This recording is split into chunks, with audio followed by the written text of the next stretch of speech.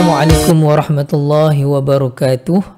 Alhamdulillah kita bertemu kembali. Ustaz harap murid-murid semua berada dalam keadaan sihat walafiat.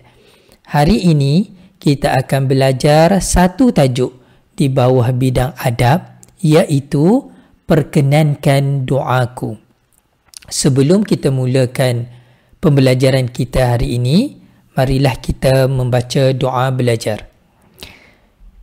Bismillahirrahmanirrahim. Allahumma aftah alaina hikmataka wanshur alaina min khazaini rahmatika ya arhamar rahimin. Walhamdulillahi rabbil alamin. Murid-murid yang Ustaz sayangi,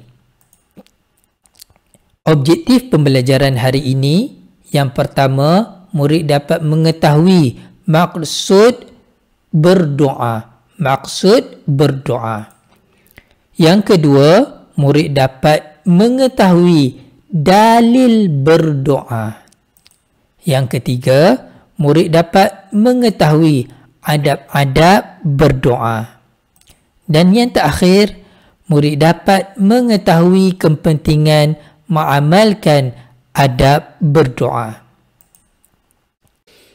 Murid-murid, Ustaz nak tanya, apakah maksud doa? Siapa tahu? Apakah maksud doa? Sebelum menjawab soalan ni, murid-murid boleh buka buku teks muka surat 128. Kita akan belajar tajuk perkenankan doaku.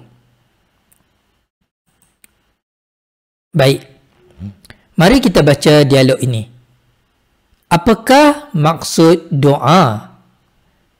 Doa bermaksud perbuatan hamba memohon sesuatu kepada Allah Subhanahu wa Ta'ala. Ustaz ulang. Doa bermaksud perbuatan hamba memohon sesuatu kepada Allah Subhanahu wa Ta'ala. Baik. Kenapa kita dituntut untuk berdoa? Dalil dia, sebabnya Allah Subhanahu wa Ta'ala memerintahkan kita supaya berdoa. Oh, rupanya Allah suruh kita ini berdoa. Firman-Nya, A'udzu billahi minasyaitonir rajim. Wa qala rabbukum ud'uni astajib lakum. Maksudnya, Tuhanmu telah berkata, berdoalah kepadaku, nescaya aku perkenankan. Allah suruh kita supaya berdoa dan Allah akan perkenankan doa kita. Allah akan makbulkan doa kita. Ayat ini terdapat dalam surah Al-Ghafir, surah yang ke-40, ayat 60. Murid-murid, apakah adab berdoa? Ingat, berdoa pun ada adab dia. Macam makan, makan pun ada adab dia. Adab makan apa dia? Adab makan, sebelum makan kita baca bismillah. Dan kita baca doa makan. Semasa makan, makanlah dengan tangan kanan. Selepas makan, ucaplah alhamdulillah. Bacalah doa selepas makan. Begitu juga berdoa. Berdoa pun ada adab-adab dia. Adab pertama berdoa ialah niat yang ikhlas kerana Allah. Ingat, kita kena berdoa sungguh-sungguh semata-mata kerana Allah. Bukan sebab lain. Bukan sebab kita nak tunjuk pada kawan kita, kata kita ni alim. Bukan. Bukan sebab kita nak tunjuk pada kawan kita, kata kita ini pandai berdoa. Bukan. Tetapi biarlah kita doa ini sebab semata-mata kerana Allah. Yang kedua, sebaik-baik kita berdoa dalam keadaan berwuduk. Ambil wuduk dulu. Ambil air sembahyang dulu. Kemudian kita berdoa. Dan doa kita ini mestilah kita menghadapkan badan kita, muka kita ke arah qiblat. Yang keempat, tadah tangan. Angkat tangan macam ni. Minta doa sungguh-sungguh dengan mengangkat tangan. Yang kelima, menumpukan perhatian pada doa. Biarlah kita doa dengan penuh kefahaman. Kita tahu apa yang kita minta. Yang keenam, memulakan dengan puji Allah. Jangan kita minta terus. Angkat tangan terus minta, ya Allah, bagikan aku rezeki yang halal. Ya Allah, jadikan aku murid yang pandai. Jangan kita terus minta macam tu. Adab berdoa yang baik ialah kita mulakan dengan memuji Allah. Ya Allah, Ya Rahman, Ya Rahim. Ya Allah yang Maha Pengasih lagi Maha Penyayang. Sesungguhnya ya Allah, kasih sayangmu melebihi kasih sayang seorang ibu kepada anaknya. Ya Allah yang Maha Mendengar. Ya Allah yang Maha Pengampun. Sesungguhnya ya Allah, aku ini hina ya Allah.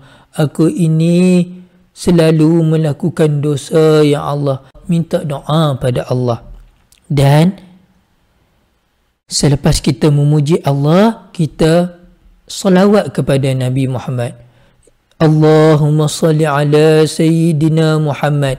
Dengan merendahkan suara kita, berdoalah dengan penuh keyakinan dan yakinlah Allah akan makbulkan doa kita. Kemudian doa dibaca dengan tenang dan tertib. Baca doa dengan penuh ketenangan dan tersusun. Jangan kita baca dengan gopoh-gapah, baca cepat-cepat. Sebab apa? Kita nak buat kerja lain selepas kita berdoa. Jadi kita baca doa cepat-cepat, jangan. Tapi biarlah kita baca dengan penuh tenang dan tertib.